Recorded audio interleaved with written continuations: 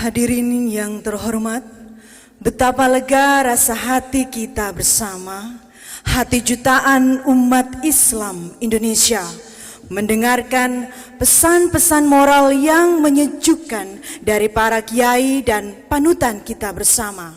Semoga Allah melimpahkan barokah segala kebaikan kepada kita semua dan membimbing umat Islam dalam kebersamaan hablum minan nas dan hablum minallah menjadi ummatan wahidatan fi barokatillah. Bapak Ibu yang kami hormati, agar kita bisa menyelami lebih jauh apa dan bagaimana workshop astrofotografi ini serta keterkaitannya dengan upaya penyatuan hisab dan ruqyat di Indonesia, maka berikut ini kita saksikan talk show penyatuan hisab dan ruqyat yang akan dipandu oleh presenter yang sudah sangat kita kenal karena wajahnya sering muncul di media televisi setiap hari. Saya persilahkan Mbak Indi Rahmawati untuk memimpin jalannya talk show selama 50 menit ke depan. Dimohon dengan hormat juga kepada Bapak Agus Mustafa, Bapak Profesor Dr. Din Syamsuddin dan Mr. Thoroughly Gold untuk naik ke atas panggung. Aplaus untuk host dan narasumber talk show menyatukan hisab dan ruqyat.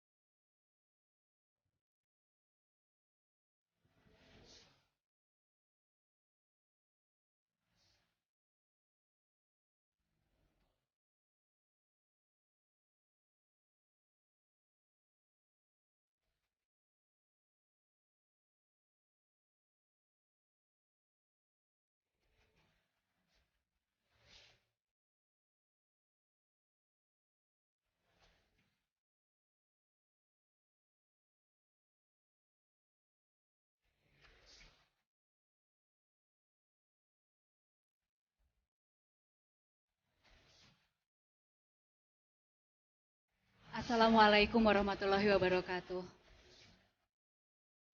Bapak-bapak, ibu-ibu, dari sejak pagi, mungkin ketika masuk ke arah kompleks ini, di depan sudah ada tulisan-tulisan yang sebetulnya mungkin itu adalah harapan kita semua.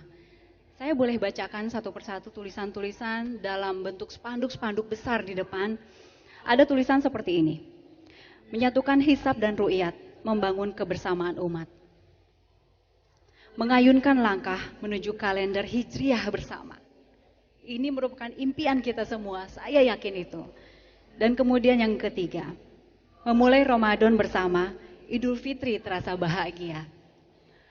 Mungkin Bapak, Ibu di rumah, ada satu keluarga yang dengan sangat terpaksa, ada yang sudah lebaran duluan, ada yang sudah makan ketupat duluan, tetapi ada juga sebagian yang masih berpuasa, Bapak. Kemudian ada juga di dalam satu keluarga yang sudah berpuasa duluan, sementara yang lainnya masih makan siang. Harapannya adalah kita bisa memulai ibadah bersama dalam satu unit yang paling kecil keluarga dan dalam unit yang terbesar yaitu NKRI. Saya boleh bacakan beberapa sejarah tahun sebelumnya Pak, pada saat sidang isbat. Yaitu tahun 2010 dilakukan sidang isbat, tahun 2011 ada yang walk out dari sidang isbat, dan kemudian tahun 2012 bahkan ada yang memilih untuk tidak hadir di sidang isbat, dan tahun 2013 memilih untuk tidak hadir dan berjanji tidak akan pernah datang lagi di sidang isbat. Ini tentu saja harapan kita bersama, karena saya yakin kita semua bersama menginginkan ibadah yang dimulai bersama-sama dan diakhiri bersama-sama. Bersama saya sudah ada Profesor Dr. HM Samsudin MA, Bapak. Terima kasih, Ketua PP Muhammadiyah, dan juga di sebelahnya adalah Dr. Mahasena, Kepala Laboratorium Bosya. Terima kasih. Dan juga ada Thierry Legault. Terima kasih sudah hadir bersama kami. Thank you for coming. Dan juga terima kasih, thank you. Dan juga Pak Agus Mustafa sebagai penggagas dari acara ini. Tentu saja semua akan saya ingin tahu satu persatu latar belakangnya. Sayang sekali dari Pak Agil Syiroj tidak bisa hadir, tapi mungkin Pak Agus Mustafa bisa memberikan penjelasan mengapa sampai berusaha agar acara ini bisa terselenggara hari ini Pak, beberapa bulan sebelum Ramadan. Mungkin Pak Agus bisa menjelaskan. Terima kasih.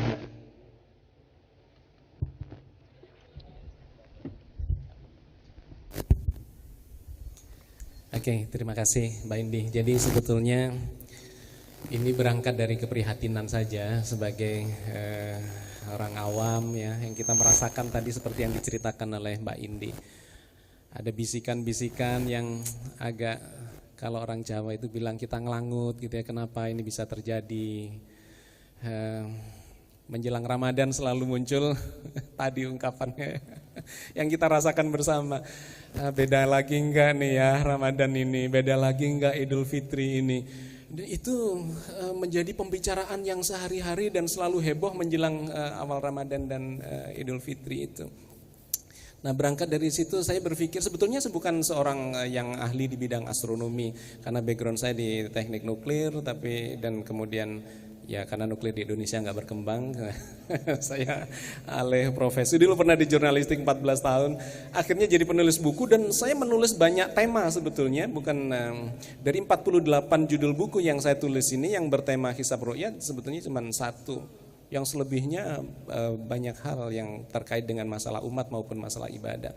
Nah, itu saya tulis tahun lalu ketika Indonesia ini atau umat Islam di Indonesia mengalami perbedaan itu. Karena tahun lalu 2013 itu hilalnya kritis, hilalnya sangat tipis di bawah 2 derajat. Sehingga terjadi kontroversial. Dan untuk menyongsong itu kemudian saya mencoba menulis buku Jangan Asal Ikut-ikutan Hisab dan Ru'yat ya. Yang beberapa juga saya kirim ke Kementerian Agama, ke Pak Din, ke PBNU, ke kawan-kawan yang lain. Nah, beliau kemarin waktu di Solo, beliau sempat menunjukkan, buku ini saya sudah baca, ini isinya adalah mengkritisi NU, juga mengkritisi Muhammadiyah, dan mencoba membangun upaya jalan tengah, meskipun ini adalah sebuah langkah yang boleh jadi tidak sekali jadi. Ya. Dari buku itulah kemudian saya berharap ada langkah-langkah yang lebih konkret karena tidak akan selesai dalam bentuk buku. Nah, maka ketika tahun lalu masih berbeda, kemudian dia berhasil, he succeeded to photograph the very thin crescent moon last year, is that right? Nah, berangkat dari itu kemudian saya, ini ada sebuah jalan tengah yang barangkali akan sangat menarik. Karena ketika bulan itu bisa dipotret sangat tipis ya, sangat tipis dengan peralatan dia, dengan teknik astrofotografi dia, saya berpikir, oh berarti bulan baru itu, meskipun di sini nanti kita bisa bicara panjang ya, bulan baru yang tadi disebut oleh beliau, apakah sesaat sesudah ijtima ataukah apa, itu bisa kita definisikan. Tetapi saya melihat ini menjadi sebuah solusi yang akan mendekatkan antara hisab dan ru'yat. Karena kalau bulan tipis berhasil kita potret di langit sesudah ijtima, maka hasil ru'yat itu akan sama dengan hasil hisab, dan hasil hisab akan sama dengan hasil ru'yat. Ini yang disebut beliau tadi sebagai jalan tengah, karena ini ru'yat, ini bukan hisab. Ini adalah meru'yat, tetapi hasil ru'yatnya akan sama dengan hisab. Sudah pasti sama ya Pak? Sudah pasti sama kalau kita menggunakan pendekatan itu ya, definisi itu. Kecuali definisi itu oke, kita diskusikan kembali. Tetapi kenapa saya memilih cenderung ke sini? Karena sebetulnya setiap sidang isbat ada hal yang selalu sama antara yang menggunakan hisab maupun ru'yat. Apa yang sama? Yang sama itu adalah ijtima.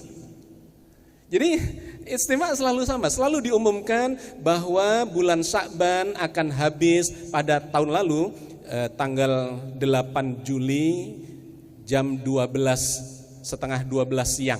Ya, terpaut paling 1-2 menit perbedaannya. Itu NU, Muhammadiyah, Persis dan kawan-kawan yang lain selalu sama. Saya berpikir kalau ini sudah sama, ayo kita coba pinggirkan yang berbeda, kita ambil yang sama dan kemudian kita buktikan bahwa di bagian yang sama itu bisa diru'yat dan bisa dihisab sekaligus. Jadi idenya sebetulnya seperti itu, dan itu saya berharap dengan teknik yang dia lakukan itu akan menjadi bisa kita adopsi untuk menjadi jembatan. Saya tertarik dengan bagian yang tadi sama, bagian ijtimanya pasti sama begitu ya. Kalau istimanya sama, lalu sudah pasti otomatis bulan barunya sama juga dong seharusnya. Oke. Betul nggak begitu? Logika umum begitu. Tetapi kembali lagi seperti dijelaskan beliau tadi, ada pendekatan secara fikih yang berbeda tentang memulai awal puasa. Saya sebetulnya berpikir mencoba membedakan antara awal bulan dengan awal puasa. Kalau awal bulan kita bisa menggunakan ijtima itu, dan ini sama di seluruh dunia. NASA pun sebetulnya sudah merilis 5.000 tahun ke depan itu konjungsinya sama. Nah, kalau ini kita gunakan maka ini menjadi satu titik tengah yang akan mengakomodasi perbedaan itu. Bulan Ramadan kalau menggunakan ini, bulan Sya'ban habis di konjungsi atau di ijtima itu, dan sesudah itu bulan Ramadan datang. Sesudah itu, karena tidak ada bulan lain lagi setelah bulan Sya'ban, pasti bulan Ramadan. Bahkan harinya tidak boleh lebih dari 24 jam. Jadi kalau digenapkan itu tidak mungkin penggenapannya menjadi lebih dari 24 jam. Nah, maka saya mengusulkan, oke, ini akan menjadi satu jalan keluar untuk membentuk kalender, ya, membentuk kalender bahwa sesudah ijtima Sya'ban habis dan kemudian datanglah bulan Ramadan.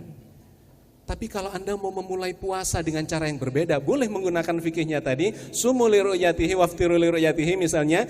Untuk berpuasa adalah setelah melihat bulan. Mungkin di situ akan berbeda, bahwa ada yang berpuasa besok, ada yang berpuasa lusa, oke. Tetapi habisnya bulan itu harus dilakukan secara astronomi dan itu sama.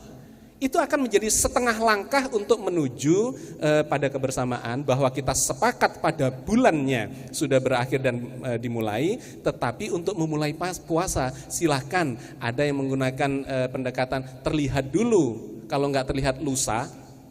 Dan satunya lagi adalah kalau faman syahida minkumus syahr falyasumhu, Al-Qur'an mengatakan itu, ketika bulan masuk ke bulan Ramadan maka berpuasalah. Itu boleh berbeda puasanya, tetapi tidak boleh berbeda di penanggalannya. Itu ide yang saya coba. Baik, aplaus untuk Pak Agus Mustafa. Saya ingin ke Pak Din. Pak Din, mohon pegang mikrofonnya. Pak Din, melihat seminar, workshop, dan juga diskusi yang dilaksanakan hari ini, apakah Pak Din melihat ada semacam optimisme bahwa kita ke depannya ini akan bisa memulai Ramadan bersama, Idul Fitri bersama? Bismillahirrahmanirrahim. Saya termasuk yang sangat-sangat optimis. Persoalan perbedaan ini akan dapat teratasi kalau kita mengacu kepada ilmu pengetahuan. Oleh karena itulah saya pribadi mendukung upaya Pak Agus ini. karena ini akan mendekatkan. Tadi sudah disebut oleh Pak Agus, kalau sudah terjadi ijtima atau konjungsi dari peredaran bulan, matahari, bulan dan bumi, nah itu pertanda bulan lama berakhir. Maka bulan setelah itu apa namanya gitu. Kalau Muhammadiyah itu menjadikan sebagai kriteria pertama, asal sudah terjadi ijtima. Mohon izin Pak Din lebih dekat lagi mikrofonnya boleh Pak? Sudah terjadi ijtima, itu kriteria pertama. Yang sebenarnya setelah itu sudah bulan baru, karena tidak ada bulan demisioner. Ya namanya bulan baru, ada kal urjunil qadim, kembali ke titik semula. Itu habislah Sya'ban, habislah Ramadan gitu. Ada yang ekstrem sekarang, pokoknya setelah ijtima itu harus bulan baru. Tapi Muhammadiyah, Majelis Tarjih dan Tajdid Muhammadiyah memasukkan kedua dengan syarat yang kedua, asal pada waktu matahari terbenam, bulan belum terbenam, masih nongol di atas ufuk, berapapun derajatnya. Nah ini, tapi ini susah dipersatukan kepada kawan-kawan atau kelompok di umat Islam yang harus melihatnya dulu. Dan untuk bisa melihatnya dipatok 2 derajat, imkanur ru'yah. Dan kalau tidak kelihatan harus nambah bulan. Nah ini yang susah dipertemukan gitu. Maka terus terang itsbat itu kan penetapan. Rapatnya itu harus diskusi luas, jangan hanya 1-2 jam. Dan itsbat jangan hanya kemudian mengambil, wah sudah ada yang menjadi saksi melihat bulan, ada yang belum melihat. Nah kalau itu berarti itu hanya untuk menetapkan pada salah satu pendekatan. Itu biarlah rapat itsbat bagi yang sepakat dengan pendekatan harus ru'yat gitu. Sekarang bapak-bapak dan ibu-ibu, ru'yat di dalam bahasa Arab ada yang memahaminya melihat, tapi ada juga yang memahaminya mengetahui.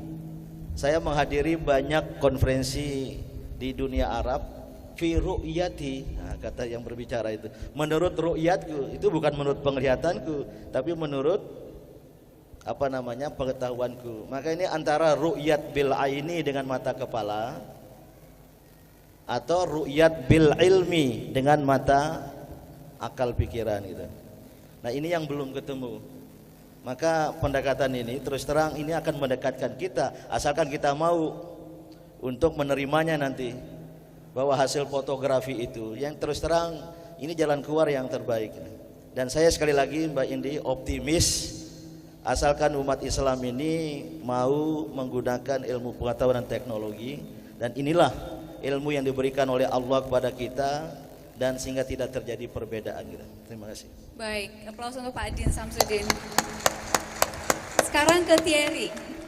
Mungkin ini Thierry tidak bisa berbahasa Indonesia, and we have to ask you in English ya.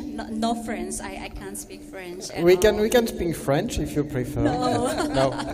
Okay. Dan mungkin ya bisa dimengerti bahasa Tarsannya aja ya, bahasa Inggris ya begitu. Okay, Thierry, how is the technique to photo the new moon in your opinion, in your knowledge? As you know, it's easy to see and to photograph the new creation that is, let's say, 24 hours old, so it's very easy to see in the sky if the sky is clear.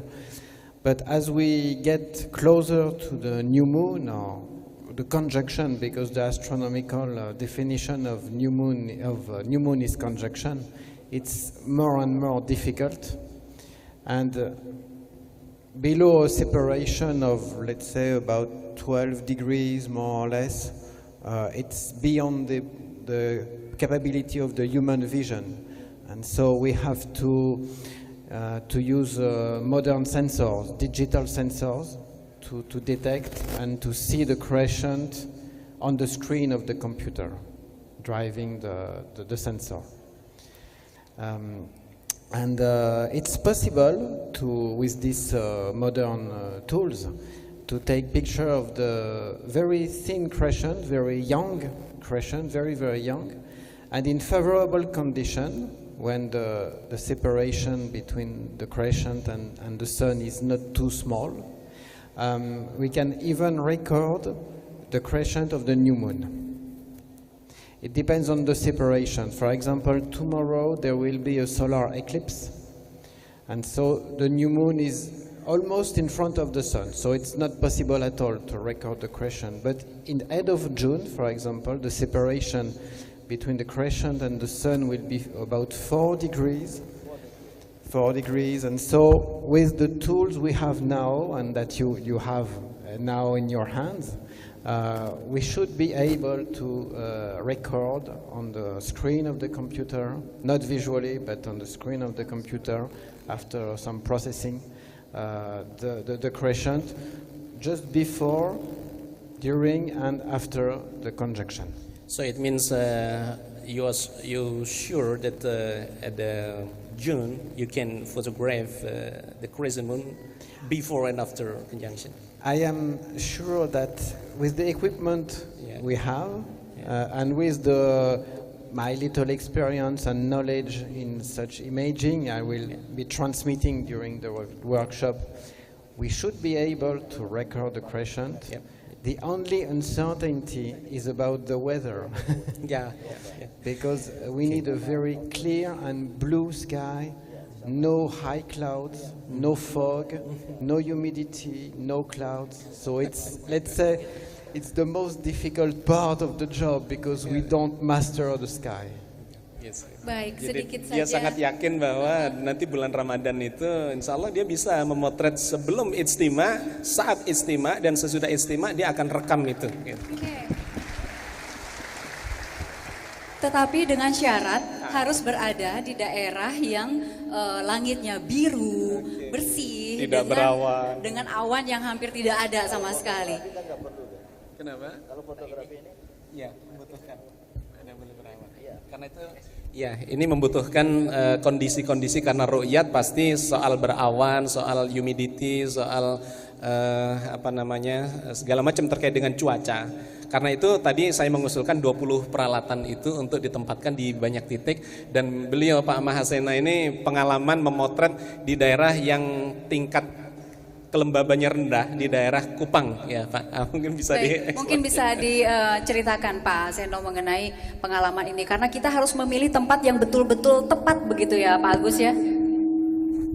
Ya, jadi memang pengalaman selama 7 tahun ini, meskipun kami ada di tempat yang paling bagus di Indonesia secara statistik ya, seperti yang disebutkan Thierry tadi, kalau jaraknya kurang dari 12 itu kalau di bawah, di horizon itu agak susah. Biasanya kondisi langitnya ada awan, ada fog gitu ya, itu susah. Syarat yang beliau katakan adalah langit biru. Nah itu kalau langit biru, rekornya dia adalah 4,2 derajat di atas. Luar biasa, 4,2 derajat. Sementara Ya. kami sudah Elevasinya. berusaha mengejar rekor itu, tapi rekor kami yang paling bagus adalah 9 derajat. 9 derajat. Itu sudah dilakukan oleh Bosa ya dengan 9 derajat ya. Jadi ya. Baik, mungkin untuk lokasi-lokasi di mana langit biru, bersih, tidak ada awan, dan dengan lokasi yang terbaik di Indonesia NKRI, mungkin Pak Seno bisa ceritakan di mana? Secara rata-rata, secara umum itu Nusa Tenggara Timur. Nusa Tenggara Timur, Termasuk baik. Sumbawa, Pulau Sabu itu paling bagus. Kupang. Itu secara statistik ada awan situ Pak. Ya. Baik, kemudian kalau di barat dan di tengah di mana itu kira-kira? Di tengah bisa sampai ke Bangkalan, ke Makassar ya. Tapi ke barat itu secara statistik memang awan selalu banyak. Baik. Ya. Jadi untuk barat agak sulit. Melihat seperti ini Pak Din, tidak ada masalah kan pengamatannya mau di Kupang, mau di Makassar, Iya. mau di mana? ya seharusnya tidak ada masalah kalau kita sepakat dalam menerima hasil teknologi. Secara teknologi bulan sudah berada di atas ufuk, mamanya gitu ya. Tapi nggak kelihatan. Nah bagi yang berpegang pada ru'yat ya, karena dia tidak kelihatan, itu tidak dianggap hilal. Tapi yang menggunakan perhitungan dan teknologi itu sudah hilal. Di situ perbedaannya. Jadi perbedaan yang ada di antara umat ini adalah di dalam menerima hasil sains dan teknologi. Walaupun sains dan teknologi ya, Yang sudah ada ini menyatakan sudah ada dan ditarik ke screen, ke layar, itu sudah jelas bulan itu di atas ufuk. Nah, tapi kalau itu harus dilihat karena tidak bisa dilihat karena mendung, nah itu yang harus menambah 1 hari lagi. Jadi persoalan fikih ini bukan persoalan apa namanya teknologi. Dulu Profesor Farid Ruskanda, ya saya ingin jelaskan dikit, datang ke MUI juga ke Menteri Agama. Dia berhasil mengembangkan teleskop hilal jilid keduanya, tapi dengan getaran moon bouncing, ya, yang tidak kelihatan bisa kelihatan di screen. Tapi Komisi Fatwa MUI waktu itu belum bisa menerima. Karena itu bukan ru'yat bil fi'li. Padahal ini ru'yat bil ilmi. Pak Farid mau mengatakan ini bisa nggak kita anggap penggunaan teknologi ini sebagai ru'yat bil aini. Kita melihat itu. Memang paling rendah setengah derajat. Setengah derajat nggak akan kelihatan dengan mata kepala. Tapi dengan mengirim getaran gelombang seperti Mbak Indi di studio TV One kan nggak kelihatan dari jauh. Tahu-tahu muncul di TV kita. Ini usulan teknologi juga itu. Tapi itu belum dianggap karena masih di bawah 2 derajat yang seharusnya belum boleh dilihat, dan kalau dilihat dengan mata kepala maka tidak akan kelihatan. Jadi pertanyaan kepada kita, maukah kita menerima pendekatan ilmu pengetahuan teknologi ini, apalagi ada alat yang lebih maju sekarang ini, dan membantu kita untuk menjelaskan bahwa bulan sudah ada, tapi dengan mata kepala apalagi dengan alat teknologi yang kurang canggih tidak akan kelihatan. Nah ini saya kira posisi dari Mr. Terry Legaultin ini. Okay, Thierry, since when did you can photograph the new moon? Oh, I have been photographing the new moon since a few years ago. I took a first picture of the new moon, and then I did it again last year. Dan Pak Agus bagaimana menemukan Thierry sampai akhirnya membawanya ke sini dan ingin memperlihatkan bahwa ini adalah jalan menuju kebersamaan. Iya, jadi ketika saya menulis buku yang saya cerita tahun lalu itu tentang hisab dan ru'yat, kan terjadi diskusi karena ya ini sebuah usulan yang baru, ada yang menyebut ini menambah masalah baru, ada yang menyebut ini jalan tengah, ada yang menyebut macam-macam. Oke, saya tidak pada hasil itunya, tetapi saya ingin proses ini mulai kita jalani, bahwa kita harus menemukan sebuah jembatan ya untuk melakukan pendekatan dari 2 titik yang berbeda ini. Nah, ketika dalam seru-serunya kita berdiskusi tentang itu, tiba-tiba muncullah karya dia. Bapak menemukannya di browsing di internet. Ya, saya lagi cari sumber-sumber ya tentang hisab ru'ya, tentang astrofotografi dan seterusnya. Muncul, bukan hanya dia sebetulnya, ada lagi Martin Elsasser dari Jerman yang dia bisa memotret tapi kalah rekodnya sama dia karena dia beberapa menit setelah ijtima. Nah, dia pada saat ijtima itu karena bulan itu kalau sedang ijtima itu kan berada pada satu poros yang sama atau bidang yang sama. Nah, karena kita ada di atasnya, di permukaan dari bumi itu, maka kita bisa mengintip sebagian, bisa kita potret karena ada di permukaannya. Nah, dia berhasil. Ini rekod yang selama ini kemudian menjadi satu berita yang besar, dan kemudian saya mencoba menghubungi dia. Saya coba email dia, saya kontak-kontak, jadilah diskusi berbulan-bulan. I discuss with you several months, is that right? Yes, several months. To make sure, to make sure that bahwa dia akan mau datang ke sini.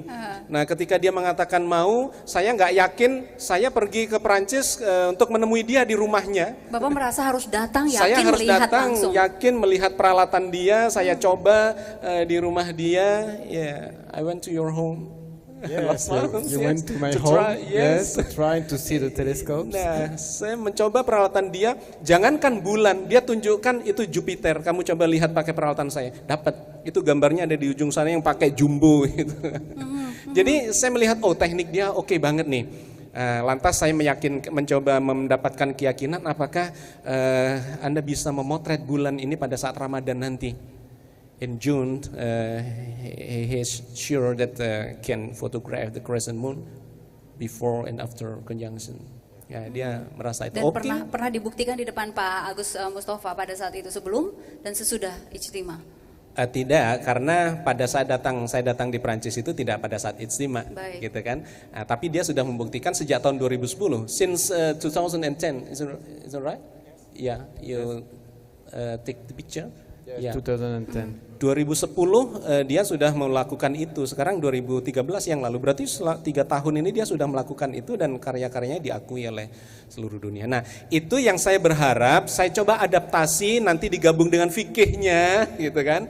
Dengan fikihnya ini menjadi seperti apa, tetapi secara astronomi saya kira apa yang dia lakukan bisa dipertanggungjawabkan, dan NASA menggunakan metode itu untuk menentukan ini akhir bulan. Pak Agus waktu ketemu di Solo menyampaikan bahwa dia bisa memoto dalam keadaan mendung sekalipun, ya. Betul gitu? Tidak, ketika pada saat mendung pasti harus mencari tempat yang tidak mendung. Kita memiliki beberapa alat yang akan kita tempatkan di beberapa titik. Jadi memang peralatan dia tidak bisa menembus itu. Tapi kalau gelombang tadi kayaknya memang bisa, tetapi kan lebih jauh. Bisa Pak Din mempertemukan antara fikih dan yang tadi Ya, tergantung diucapkan. fikihnya. Rasulullah pernah bersabda, nahnu ummatun ummiyatun la naktubu wa la nahsub. Kita adalah umat yang buta huruf, yang tidak pandai menulis dan berhitung. Maka pada saat itu tidak ada perintah untuk berhitung, untuk hisab. Karena kemampuan umat Islam pada zaman Rasulullah itu hanya bisa melihat. Dan Timur Tengah itu kontinental, selalu langitnya biru gitu. Mudah sekali, tidak seperti Indonesia yang tropis gitu. Tapi sekian abad kemudian ilmu pengetahuan berkembang. Karena afala ta'qilun, afala tatafakkarun, kata Al-Quran, kamu tidak berpikir. Berkembanglah ilmu falak, basisnya kalau tidak salah matematik, juga astronomi, ilmu tersendiri, fisika, ya. Maka dia menjadi eksak. Maka tadi kalender dari ormas-ormas dan lembaga Islam itu tidak berbeda soal kapan ijtima besok itu. Puluhan bahkan ratusan kalender atau almanak, ya. NU, Muhammadiyah, Jombang, Padang, ada masjid di Jakarta, ya, kakeknya Ustadz Yusuf Mansur Al-Mansuriyah, itu eksak sekali kapan terjadi ijtima itu. Nah, perbedaan kita di dalam menggunakan data astronomi. Yang satu kalau sudah terjadi konjungsi, asalkan waktu matahari terbenam, bulan belum terbenam, itulah hilal. Yang satu belum, harus lihat dulu. Untuk bisa melihatnya minimal 2 derajat. Kalau tidak kelihatan karena mendung seperti di Indonesia ini, tambahlah 1 hari. Di situ perbedaannya. Jadi perbedaan kita itu bukan soal data bukan soal fikih, soal apakah kita bisa menerima hasil ilmu pengetahuan. Ru'yat itu menjadi ru'yat bil ilmi wa teknologi. Tidak semata-mata ru'yat bil aini dengan mata kepala. Ini nggak perlu tepuk tangan yang bagian-bagian ini, ya. Asalkan alatnya canggih. Kalau alatnya kurang canggih nggak akan kelihatan, apalagi tropis dari itu. Di sini perbedaan umatnya. Baik, di depan mata sekarang sudah ada alat canggih gitu ya Pak ya. Jadi sebetulnya bisa diterapkan. Saya kira belum terlalu canggih ini, ya. Belum terlalu Karena canggih. kalau mendung nggak bisa, ya ini belum bisa menyelesaikan masalah nanti. Bagi yang menganggap ini sudah datang bulan, datang bulan, ya, itu hilal. Ya. Tapi bagi yang lain belum kelihatan, ini harus nambah 1 hari. Nah, ini yang nggak mau dipersatukan. Jadi 2 persatuannya, yang sudah tahu yakin mundur bertoleransi dengan yang belum yakin karena harus menambah 1 hari, atau sebaliknya yang tidak kelihatan udahlah menyatu kepada yang sudah mengetahuinya gitu. Ini persatuannya bolak-balik. Baik, baik.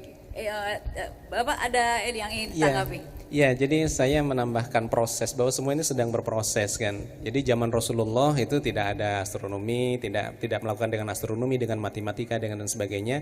Rasulullah menggunakan metode yang subjektif saja dengan otoritas beliau. Lihat apa tidak. Begitu ada yang melihat disumpah atau syahadat, maka jadilah selesai. Jadi artinya apa? Kalau kita mau mengikuti cara Rasulullah, maka lupakanlah astronomi, lupakan matematika, lupakan semua peralatan dan teknologi ini. Kita mengikuti sepenuhnya cara beliau, bahwa melihat atau tidak. Kalau tidak, maka genapkan, kalau melihat besok. Tetapi pada kenyataannya ini ada konsekuensi yang menjadikan ini tidak menentu, dan kemudian kita melakukan ijtihad. Nah, disinilah proses ijtihad ini yang kemudian menjadi berbeda-beda. Ada yang ijtihadnya adalah di 0, sekian derajat. Ada Mabims dengan 2 derajat, ada Pak Thomas Jamaluddin dengan 4 derajat, ada yang 7 derajat dan John, ada yang 8 derajat, ada yang mau ngambil 10 derajat. Di sini problemnya sebetulnya. Jadi ketika kita sudah menggunakan tidak sepenuhnya cara Rasulullah, ya saya kira kita mulai berada di satu wilayah yang ijtihadiyah. Dan di sini saya kira kriteria-kriteria itu menjadi sangat mungkin dan butuh kesepakatan-kesepakatan tertentu. Seperti yang sedang kita lakukan ini, boleh, mana yang paling bisa disepakati. Kalau yang kita gunakan selama ini dengan wujudul hilal dan imkanur ru'yat, sudah terbukti ini tidak bisa bersatu. Tadi digambarkan oleh beliau, susah sekali. Kenapa harus 0, sekian? Kenapa harus 2? Kenapa harus 4 dan seterusnya? Apa yang saya lakukan? Mencoba mencari titik temunya, kesamaannya di mana? Ternyata ada di ijtima'nya itu. Begitu ijtima' itu terjadi dan kita sepakat di ijtima' ini, apakah mau diru'yat apa dihisab? Ayo gitu. Di ru'yat, ayo buktikan bahwa bulan Sa'ban sudah berakhir dan datanglah bulan baru, bisa disajikan dalam bentuk foto, bisa disajikan dalam bentuk video. Dan itu sama dengan hisab, dan hisab kemudian sama dengan ru'yah. Jadi ini sebuah tawaran yang sangat rasional dan saya kira menjadi alternatif. Gitu. Baik, Ya, Pak Zeno, kalau dilihat tadi kan kita memiliki persamaan pada saat ijtima, semua seragam pada saat itu ya. Biasanya dari ijtima sampai dengan ada bulan baru itu berapa menit sih? Tergantung, jadi posisi bulan, maksudnya jarak pisah antara matahari dan bulan, dari bulan yang satu dan bulan yang lainnya itu beda-beda itu. Nah, misalnya ketemunya segini nih, bulan ini. Bulan depan ketika ijtima itu bisa segini. Bulan depannya lagi bisa lebih jauh. Nah, ini jadi nggak bisa ada satu jawaban. Tapi yang pengalaman kita itu kalau mau dilihat pada saat maghrib itu perlu yang cukup jauh. Iya, berapa menit Elongasi. Biasanya dari ijtima menuju ke yang terjauh tadi itu? 8 jam. Yang paling jauh, paling Lebih, sekitar 17 jam. Rekor kami itu 16 jam, 17 artinya jam. tidak sampai 24 jam ya? Tidak sampai 24 jam. Baik. Kalau pengamatan di siang hari tidak mensyaratkan harus maghrib, nah itu bisa pada saat 0 jam juga bisa. Kalau cukup jauh, kalau 4 derajat ya, rekornya 4 derajat. Gitu. Oke. Itu mungkin beliau sendiri pasti akan mengejar untuk lebih dekat lagi, saya juga. Ya. Jadi intinya sebetulnya adalah mencoba menampilkan data visual. Yang ini kemudian bisa dimaknai sebagai ru'yat bil fi'li gitu, karena data visual yang bisa kita lihat dengan mata bahwa ini sudah habis dan ini muncul. Itu bisa dalam skala, kalau menurut tekniknya dia, dalam 0, sekian derajat atau beberapa menit atau bahkan sesaat setelah ijtima itu sudah bisa dibuktikan. Nah, ini yang sedang kita. Tadi Pak Din bertanya, apakah toolsnya, equipmentnya Thierry itu bisa melihat pada saat mendung begitu? Dan jawabannya tidak bisa. Tidak bisa. Itu sebabnya Bapak membutuhkan kurang lebih ada 20 Yap. alat di Yap. tanah air. Yap. Itu jawabannya Pak. Ya. Kita sedang mendiskusikan titik-titik mana saja yang akan kita tempati untuk melakukan ru'yat pada bulan Juni. Jadi kalau di Jakarta mendung, Yap. maka harapannya di lokasi Ya, lain. secara statistik 20 titik ini kita perhitungkan cukup untuk mendapatkan, kecuali ya ini kehendak Allah menutup seluruh Indonesia dengan mendung sama sekali, atau sebaliknya. Maaf kalau misalnya konjungsinya terjadi pada saat di Indonesia malam hari, ya kita nggak bisa lihat. Konjungsi itu tidak harus siang hari di Indonesia ya. Konjungsi bisa terjadi pada saat di sini malam. Ya. Nah, kita nggak bisa apa-apa itu. Ya.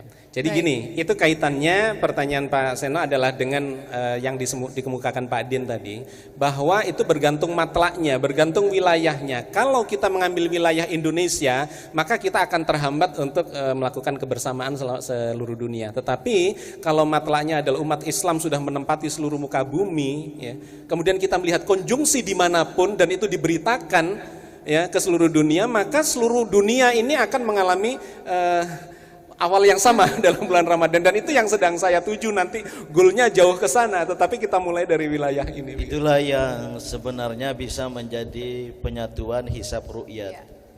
Kalau matla cakrawalanya diperluas. Yang kita pakai ini kan NKRI Indonesia. Yang OKI ulama sedunia itu mengusulkan matlanya dunia, al-matla al-alami, universal atau global gitu. Maka kalau sudah ada yang melihat hilal di bagian dunia, semua bagian dunia lain yang masih mengalami malam belum fajar itu bisa mengikuti hilal itu. Ini selesai masalah. Ini sebenarnya penyatuan yang alamiah. Syaratnya rapat itsbatnya jangan maghrib. Terpaksa ditunda mungkin jam 12 malam, jam 2 malam. Alhamdulillah di bagian barat sudah ada yang melihat hilal. Dan kita mengikuti hilal itu, toh kita masih mengalami malam.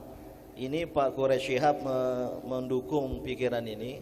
Rapat ulama fatwa ulama sedunia oleh ulama OKI. Saya pribadi melihat inilah jalan keluar kalau mau penyatuan. Cuma maukah pemerintah Indonesia untuk tidak menggunakan matla NKRI? Ini nggak ada urusan dengan nasionalisme. Islam itu rahmatan lil alamin. Pada zaman Rasulullah atau sahabat nggak ada negara-negara bangsa seperti Indonesia, NKRI, Malaysia dan sebagainya gitu. Ini satu. Yang kedua, hasil dari teleskop ini nanti atau fotografi ini bisa nggak kita terima sebagai ru'yat? Ini saya akan meneruskan ke Komisi Fatwa MUI. Kalau diantara 21 atau 2 dari 20 kamera itu nanti ternyata melihat, tapi dengan teleskop yang canggih ini, bisa nggak kita ambil itu sebagai hasil ru'yat itu? Atau seandainya itu tidak kelihatan, tapi mungkin ada bagian dunia lain yang dekat dengan Indonesia sudah kelihatan, di Malaysia atau di Singapura, di Brunei yang berdekatan dengan kita jadikan juga sebagai rujukan. Itu di Mabim sudah dibicarakan juga. Pak Agus, mohon saya ingin mengetahui kalau satu hari ya, itu berapa derajat itu? Karena sering terjadi rendah derajat di awal Ramadan, ya, paman 1 derajat yang itu bersih di bawah imkanur ru'yat, tapi malam berikutnya sudah 12 derajat itu. Sehingga nanti bulan purnamanya sebenarnya lebih mengikuti yang perhitungan awalnya minimal gitu. Jadi jarak antara bulan dan matahari itu setiap hari bertambah sekitar 11-12 derajat gitu. Jadi dia bergerak menjauh. Ya, kalau bulan tua dia mendekat, nanti menyusul terus menjauh begitu. 12 derajat per hari. 12 derajat per hari ya. Jadi malam kedua itu kalau yang malam ini 1 derajat, besok sudah 13 derajat. Kalau malam ini harus 2 derajat, besoknya sudah jadi 12 derajat. Kalau mengikuti pemikiran Pak Din tadi, teknologi Pak ya, sekarang ini setiap hari itu ada pesawat yang mengelilingi bumi itu Pak, ISS, dan di situ ada astronotnya. Kalau kita titip saja gitu, setiap kali bulan baru ada nggak itu?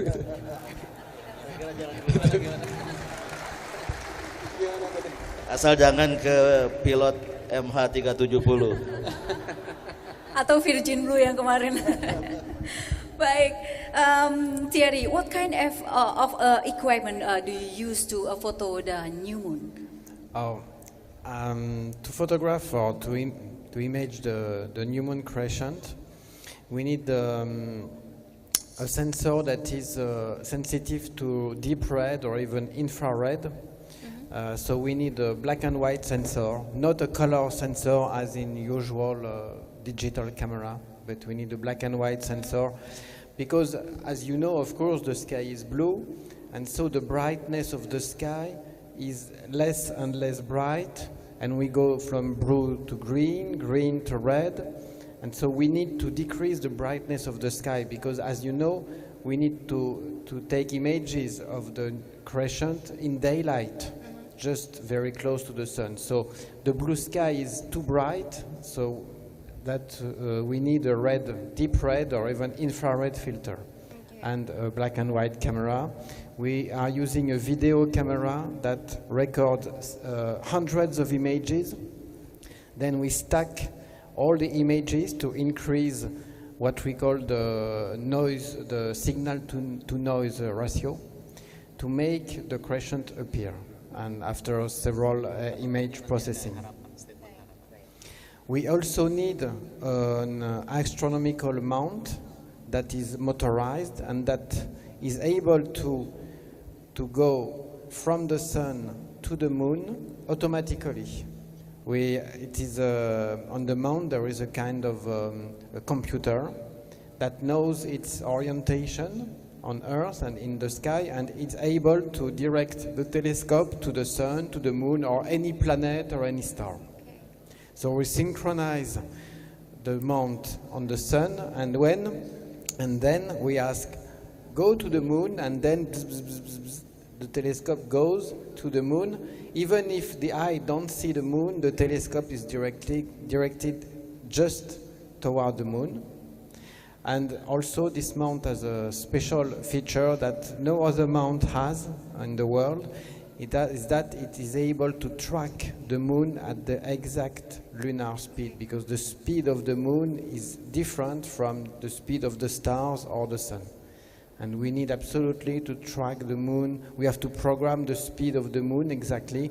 That's one of the part of the workshop this afternoon, to calculate the exact speed of the moon in the sky. But still in the spatial condition with no clouds at all. Yes, Yeah. of course, yes. Okay. The closer the accretion to the sun, the thinner it is, and the dimmer is it. It is very faint and very thin. And so the closer the accretion from the sun, closer the distance between the moon and the sun, the best sky we must have. So really a really deep blue sky is the best sky. Ya, saya nambahkan sedikit. Jadi menyimpulkan ininya dia ya, bahwa kelebihan alat dia ini, dia kalau ditembakkan, jadi dia di alignment dulu, dikalibrasi dulu ke Gambarnya benda-benda itu langit. kurang lebih fotonya yang ada di dinding sebelah sana itu ya. Dikalibrasi dulu, dan ini bagian dari workshop yang akan diajarkan nanti. Bagaimana menginstall peralatan ini, kemudian dikalibrasi di alignment, istilah dia ke langit, ke benda langit. Kemudian dari situ kita akan masukkan program, dan kita menjadi tahu dengan GPS posisi kita di mana, benda langit di mana, dan kemudian ini kalau kita ingin melihat bulan, tinggal masukkan ke bulan, dia akan tracking menuju bulan, cek, dan ketika itu diteruskan maka dia akan mengikuti bulan itu, nggak bisa lepas dari teleskop ini, dia akan diikuti terus. Semacam ada memorinya begitu. Ya, ada motor yang menggerakkan itu dengan kecepatan bulan yang sedang bergerak, dan ini bisa digunakan untuk merekam 2 jam itu nggak bisa lepas. Sebelum ijtima sampai sesudah ijtima diikuti dan direkam, kemudian sampai matahari terbenam. Sampai matahari terbenam, sampai kapanpun kita bisa lakukan, tetapi dengan variasi kualitas gambar yang berbeda-beda. Dalam bentuk foto dan video. Dalam bentuk foto dan video. Baik. Oke. Baik. Ini menarik ya. Mudah-mudahan ini merupakan sebuah jalan keluar, Pak Din. But Mbak Endi, I'm not patient enough to know your prediction and anticipation for the month of Ramadan, forthcoming Ramadan. June. Will be June the conjunction 27. will happen at the end of June. End of June, 27th. Yes. 27 Jun konjungsi. What time in Indonesia? In the afternoon. Jam berapa di Indonesia? 15. Yes. 3 p.m. Yes, 3 p.m. around Yes. 3 About p.m. 3 p.m. 3 p.m. Jadi What's asar. the position of the moon in during the sunset? Posisi bulan kira-kira waktu matahari terbenam. At conjunction, the moon will be 4 degrees away from the sun, and at sunset, it will be 4 degrees and something, but not very different, perhaps 4.5 or more or less. And the main problem at sunset is that the moon and the sun set at the same time. They are at the same altitude over the horizon, like they are not one above the other like this, but side by side. So when the sun sets, it's too late, because the moon sets at the same moment. Okay. And because of the thickness of the atmosphere to cross, it's too late. We cannot see the moon. And so we are obliged to take picture of the moon when it is high in the sky. Oke, saya bantu menggambarkan. Ya. Jadi nanti tanggal 27 Juni itu ijtima akan terjadi jam 15.09 atau sekitar jam 3. Itu posisi bulan masih sekitar hampir 30 derajat di atas horizon. pada saat itu. Nah, kita akan melakukan rekaman sebelum ijtima dan ini akan diikuti terus. Jadi kalau jam 3 sore terjadi ijtima, maka mungkin setengah 6 baru akan terbenam. Kita bisa merekam selama sebelum itu jam 2, jam 3, jam 4, setengah 5 itu akan kita bisa rekam. Mungkin ketika dia semakin rendah itu akan terjadi masalah karena tertutup awan, karena scattered cahaya syafa yang semakin kuat dan sebagainya dan sebagainya. Tetapi kita sudah membuktikan selama 2-3 jam bahwa barang itu ada, hilang, ya, kemudian muncul lagi. Apakah kalau itu tidak ada lantas kita anggap, atau tidak kelihatan lantas kita anggap barangnya tidak ada. Jadi itu yang sedang kita sodorkan. Nah, inilah yang Mbak Indi awal Ramadan besok ini bakal kontroversial. Ijtima'nya jam 3 sore. Hanya sekitar 2 atau kurang, 2 jam atau kurang sebelum matahari terbenam. Bagi yang berpandangan hisab, ini sudah awal bulan. Ijtima 27 Juni jam 3 sore itu berarti sudah akhir Sya'ban. Ya, maka akan datang Ramadan. Cuma ketika matahari terbenam, bulannya itu sangat tipis. Kalau tidak salah setengah derajat Ya, atau hampir bersamaan. Bagi yang penganut hisab hakiki itulah hilal.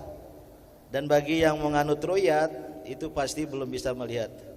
Perlu menambah 1 hari lagi. Jadi ada kemungkinan. Prediksi lainnya adalah tahun ini akan masih ada kontroversi Nah, cuma lagi pertanyaannya ya, Pak, ya? bagaimana cara menyatukannya? Ya. Apa yang pertama yang tanggal 27 malam sudah harus taraweh harus nunggu besok? Ataukah yang karena belum melihat bisa enggak juga bergabung demi persatuan, mulailah tarawihnya tanggal 27 malam. Ini kan nggak bisa secara fikih. Disinilah perbedaannya gitu. Ya, yang saya usulkan kalau ru'yat itu dilakukan pada saat ijtima jam 3, maka kita sudah bisa menunjukkan bahwa iya. Nah, jadi secara kalender itu oke, gitu. Secara kalender sebetulnya sudah selesai Sa'ban dan muncul Ramadan. Kalau itu menjadi kesepakatan kita bahwa itu adalah ru'yat terhadap bulan baru dan ternyata hasilnya juga sama dengan hisab atau sebaliknya, maka kita akan bisa memulai Ramadan itu bersama-sama. Itu yang menjadi ini yang Pak Agus maksudkan sebagai al-ijtima qoblal ghurub. Ya. Ru'yat qoblal ghurub bahkan. Ru'yat qoblal ghurub. Ini madhab baru ini. Saya kira saya akan mendekatkan dengan hisab itu. Ya. Jadi berapapun derajat waktu terbenam, dianggap sudah hilal ya. Ya, karena tidak lagi melihat saat ghurub, melainkan pada saat ijtima. Selama itu kita bisa meru'yat itu dan kita bisa membuktikan bahwa bulan Sya'ban sudah habis dan bulan Ramadan sudah datang dan itu visual, maka itu adalah ru'yat. Nah, ini terus terang pertanyaan kepada mungkin Kementerian Agama, bisa nggak menerima? Kalau Muhammadiyah menerima ini. Muhammadiyah menerima. Tidak, pendekatan ini. Ya.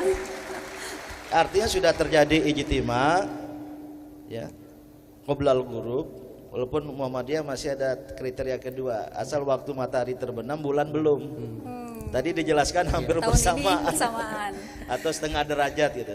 Ngalah setengah langkah lah, Pak. Ya. Jadi yang harus bersatu, yang besoknya bergabung dengan yang lebih awal ya. Karena harapannya adalah mungkin ini kita harus sampai di akhir acara. Harapan saya mungkin banyak Bapak Ibu di sini yang menginginkan agar kita bisa memulai Ramadan bersama, sholat Idul Fitri bersama. Tapi terakhir mungkin dari Thierry, has any other country use your equipment to find the new moon? Sorry? Has any other country already used your equipment, tools to find a new moon? To my knowledge, no. So? As far as I know, no other. No other? Wow. You, Okay. you did. Congratulations. Ya. Jadi belum ada negara Islam lain misalnya yang menentukan melalui teleskop ini, astrofotografi. Ya, ya dia rekodnya adalah dia dengan tadi jarak jarak 4 derajat, tapi beliau dengan jarak 9 derajat ya. Tetapi juga dilakukan pada siang hari. Jadi ini adalah bagian dari riset-riset yang eksperimen yang kita lakukan dan saya kira kalau Ini terus kita edukasikan ke masyarakat dan kemudian kita online kan, jadi di live kan, TV One misalnya pada saat kita melakukan ini, kemudian dia di live kan di seluruh Indonesia bahwa bulan sudah kelihatan sebelum ijtima nih kelihatan, kemudian saat ijtima hilang dan kemudian sesudahnya kelihatan, seluruh masyarakat itu melihat. Saya kira ini akan ya mendidik masyarakat, nih bulan sudah. Baik, Pak Din, ada harapan dari talk show ini, workshop ini? Ya, tentu kita semua berdamba adanya penyatuan. Ya. Walaupun ada masalah tadi itu ya. Dan penyatuan itu hanya akan mungkin terjadi kalau kita mengakomodasi hasil ilmu pengetahuan teknologi. Dan fikih menurut hemat saya perlu kontekstual dengan penemuan ilmu pengetahuan dan teknologi ini. Kalau seandainya belum bisa untuk tahun ini, ya, ini kalau menurut madhab Mustafawiyah ini, 27 Juni itu nanti sudah 1 Ramadan karena ijtimanya qoblal ghurub dan bisa diru'yat dengan alat ini. Nah, bagi yang belum setuju karena harus menambah 1 hari, ya, pada hemat saya perbedaan ini adalah wilayah toleransi. Ya. Yang sudah mulai berpuasa 27 Juni nanti, kalau mengikuti madhabnya Pak Agus ini, tidak perlu menyalahkan yang belum berpuasa, dan begitu pula sebaliknya gitu. Prediksi saya kalau awal Ramadannya berbeda seperti besok ini, insya Allah Idul Fitrinya sama. Amin. What's Baik. the conjunction at the end of Ramadan? The end of July. July. Yeah, 20, I have not looked at the ephemeris. Do you know? 27th of July. 26. Ya, itu terjadi 15 jam sebelum matahari terbenam. Itu kemungkinan sama itu. Kemungkinan Dan bersamaan. insya Allah Ya? akan ada yang bisa melihat itu bulan. Maka kita akan 6 derajat ketinggiannya. Ya, Baik. saya kira. Oleh karena itu kalau seandainya belum, marilah kita bertasamuh ya. Dan terus terang Mbak Indi, kami berharap kepada televisi media massa, janganlah masalah ini dibesar-besarkan. Ini sudah terjadi tahun 30-an, 40-an, 60-an. Perbedaan ini sudah Perbedaan sejak lama. ini walaupun sekali dalam 4 tahun teorinya. Tapi tidak ada masalah dulu, baru ada masalah setelah ada TV. Yang kemudian diundang mempertemukan seperti ini ya, tapi itu juga bagus ya. Dan oleh karena itu ini wilayah toleransi, marilah kita bertoleransi. Dan apalagi Ramadan besok ini ada pilpres. Janganlah pendukung pasangan tertentu kemudian gara-gara berbeda calon presidennya berbeda pula Ramadannya. Terima kasih. Dari Pak Seno ada harapan mungkin Pak? Ya, kami sangat senang bahwa sekarang ini ilmu pengetahuan dibawa ke ranah ini. Jadi harapan kami masyarakat akan semakin mendalami ilmu pengetahuan, paling tidak melalui hilal dulu, baru nanti selanjutnya yang lain-lain lah gitu. Ya, Baik. kami senang sekali. Baik, terima kasih Pak Seno. Dari Thierry, what do you hope come to Indonesia and do the workshop astrophotography? What is your hope? Oh, my hope is that I will be able to transmit my little experience and knowledge, and that people will be able to do it by themselves. And above all, I'm very happy and honored to be invited here by you and by everyone. Any particular hope for Muslim in Indonesia? Oh, I hope to have a clear sky. And the second hope by my telescope. Baik, tepuk tangan untuk Thierry Legault.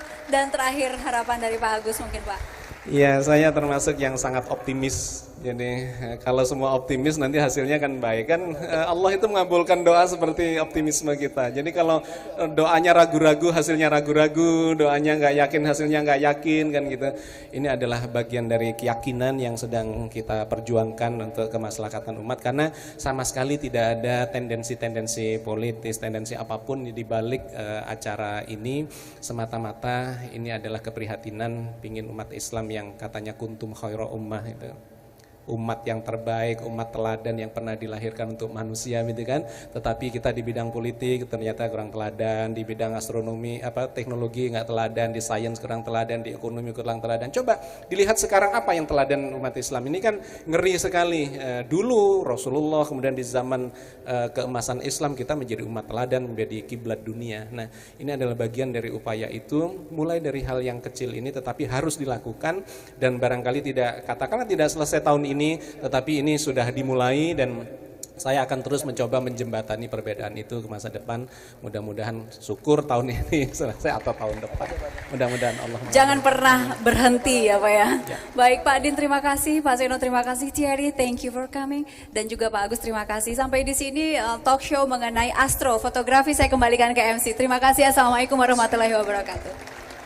Terima kasih pada host, para narasumber tetap berada di tempatnya.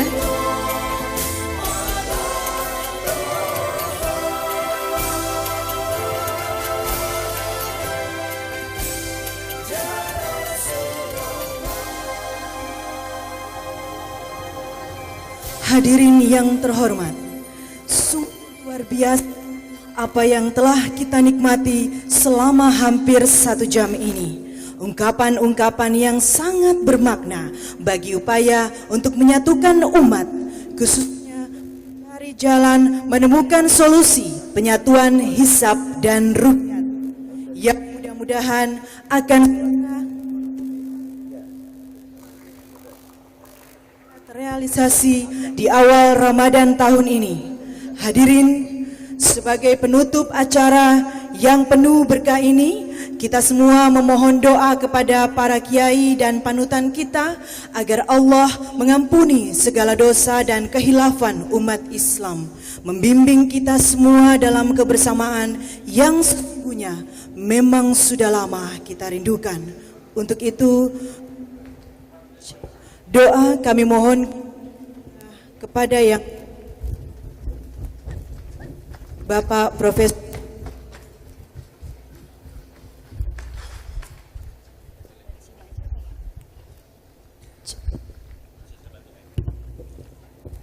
Untuk itu, doa kami mohonkan kepada yang terhormat Bapak Profesor Dr. Din Syamsuddin.